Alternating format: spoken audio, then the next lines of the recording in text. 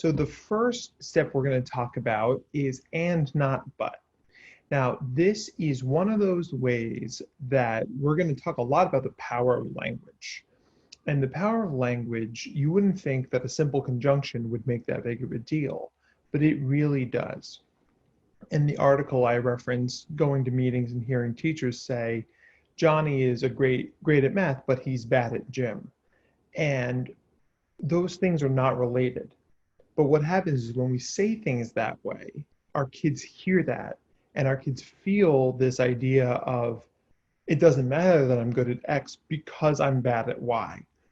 And that's not the message we want them to hear. We want to celebrate our kids' strengths and talk about weaknesses as something to build on, something to improve on, not something that drags everything else down.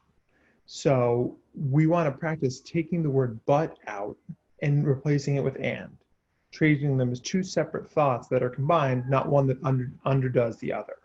So we'll say, Johnny's good at math and he's struggling with gym right now.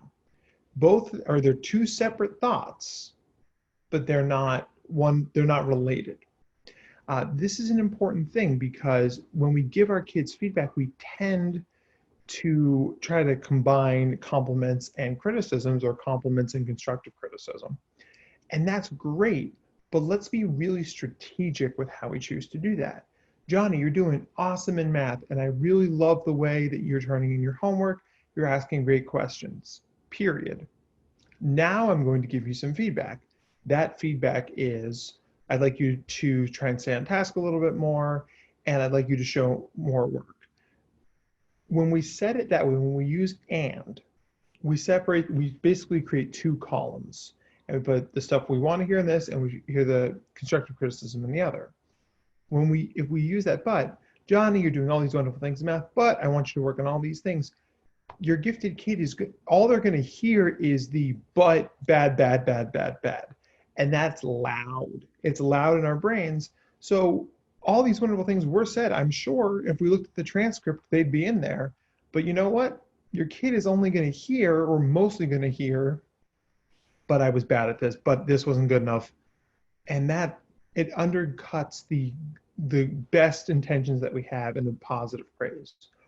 So one of the things that we're going to practice as you implement this is being honest and being open with your kids and say, I'm trying to replace the buts that I use in my language with and.